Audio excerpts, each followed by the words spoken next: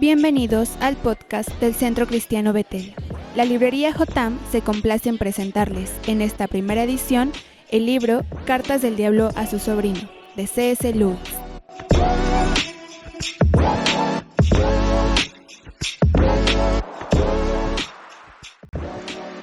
Cartas del Diablo a su sobrino, 1942 por C.S. Lewis. Traducción, 1977 por Miguel Marías. Todos los derechos reservados. Impreso en los Estados Unidos de América. Este libro fue publicado originalmente en inglés en el año 1942 en Gran Bretaña por Griffith Press. La primera edición en español fue publicada en el año 1977 en España por Espasa-Calpe S.A. Capítulo 23. Mi querido Orugario, a través de esta chica y de su repugnante familia, el paciente está conociendo ahora cada día más a más cristianos.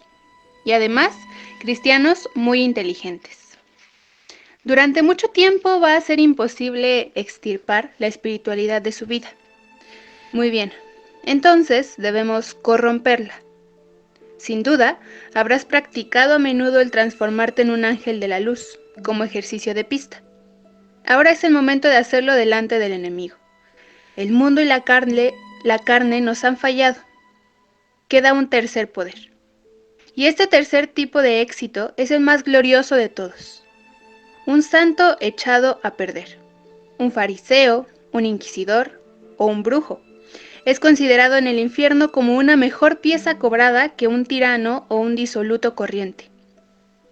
Pasando revista a los nuevos amigos de tu paciente, creo que el mejor punto de ataque sería la línea fronteriza entre la teología y la política. Varios de sus nuevos amigos son muy conscientes de las implicaciones sociales de su religión. Eso, en sí mismo, es malo, pero puede aprovecharse en nuestra ventaja. Descubrirás que muchos escritores políticos cristianos piensan que el cristianismo empezó a deteriorarse y a apartarse de la doctrina de su fundador muy temprano.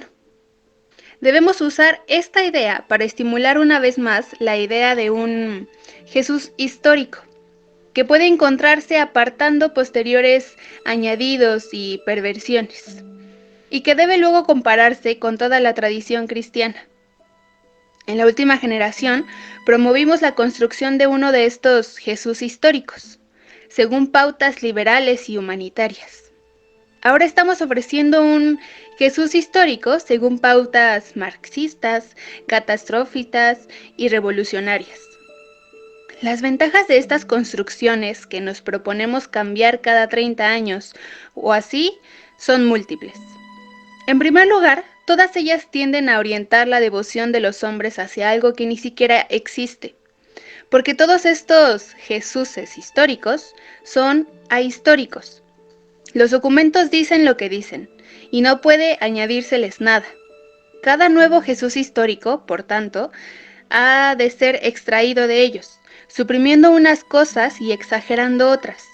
Y por ese tipo de deducciones, brillantes es el adjetivo que les enseñamos a los humanos a aplicarles, por las que nadie arriesgaría 5 duros en la vida normal.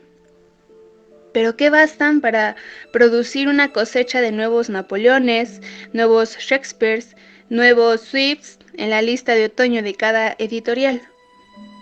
En segundo lugar, todas estas construcciones depositan la importancia de su Jesús histórico en alguna peculiar teoría que se supone que él ha promulgado. Tiene que ser un gran hombre, en el sentido moderno de la palabra, es decir, situado en el extremo de alguna línea de pensamiento centrífuga y desequilibrada, un chiflado que vende una panés. Así, distraemos la mente de los hombres de quien Él es y de lo que Él hizo. Primero hacemos a Él tan solo un maestro, y luego ocultamos la muy sustancial concordancia existente entre sus enseñanzas y las de todos los demás grandes maestros morales. Porque a los humanos no se les debe permitir notar que todos los grandes moralistas son enviados por el enemigo, no para informar a los hombres, sino para recordarles, para reafirmar contra nuestra continua ocultación las primigenias vulgaridades morales. Nosotros creamos a los sofistas, Él creó un Sócrates para responderles.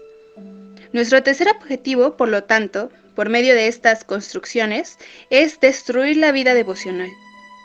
Nosotros sustituimos la presencia real del enemigo, que de otro modo los hombres experimentan en la oración, en la iglesia, por una figura meramente probable, remota, sombría y grosera, que hablaba un extraño lenguaje y que murió hace mucho, mucho tiempo. Un objeto así no puede, de hecho, ser adorado. En lugar del creador adorado por su criatura, pronto tienes meramente un líder aclamado por un partidario. Y finalmente, un personaje destacado, aprobado por un sensato historiador. Y en cuarto lugar, debemos de ser ahistórica en el Jesús que describe. Esta clase de religión es contraria a la historia en otro sentido. Ninguna nación y pocos individuos se ven arrastrados realmente al campo del enemigo por el estudio histórico de la biografía de Jesús, como mera biografía. De hecho, a los hombres se les ha privado del material necesario para una biografía completa. Los primeros conversos fueron convertidos por un solo hecho histórico, la resurrección, y una sola doctrina teológica, la redención, actuando sobre un sentimiento del pecado que ya tenían, y un pecado no contra una ley inventada como una novedad por un gran hombre, sino contra la vieja y tópica ley moral universal que les había sido enseñada por sus niñeras y sus madres. Los evangelios vienen después, y fueron escritos no para ser cristianos, sino para edificar a los cristianos ya hechos. El Jesús histórico, pues, por peligroso que pueda parecer para nosotros en alguna ocasión particular, debe ser siempre estimulado. Con respecto a la conexión general entre el cristianismo y la política, nuestra posición es mucho más delicada.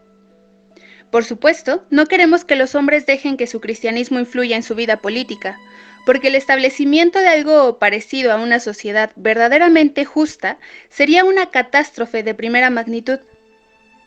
Por otra parte, queremos, y mucho, hacer que los hombres consideren el cristianismo como un medio, preferentemente. Claro, como un medio para su propia promoción. Pero a falta de eso, como un medio para cualquier cosa, incluso la justicia social. Lo que hay que hacer es conseguir que un hombre valore, al principio, la justicia social como algo que el enemigo exige. Y luego, conducirle a una etapa en la que valore el cristianismo porque puede dar lugar a la justicia social. Porque el enemigo no se deja usar como un instrumento. Los hombres o las naciones que creen que pueden reavivar la fe con el fin de hacer una buena sociedad, podrían para eso pensar que pueden usar las escaleras del cielo como un atajo a la farmacia más próxima. Por fortuna, es bastante fácil convencer a los humanos de que hagan eso. Hoy mismo he descubierto en un escritor cristiano un pasaje en el que recomienda su propia versión del cristianismo con la excusa de que solo una fe así puede sobrevivir a la muerte de viejas culturas y al nacimiento de nuevas civilizaciones. ¿Ves la pequeña discrepancia? Creed esto, no porque sea cierto, sino por alguna otra razón. Ese es el juego. Tu cariñoso tío, Escrútopo.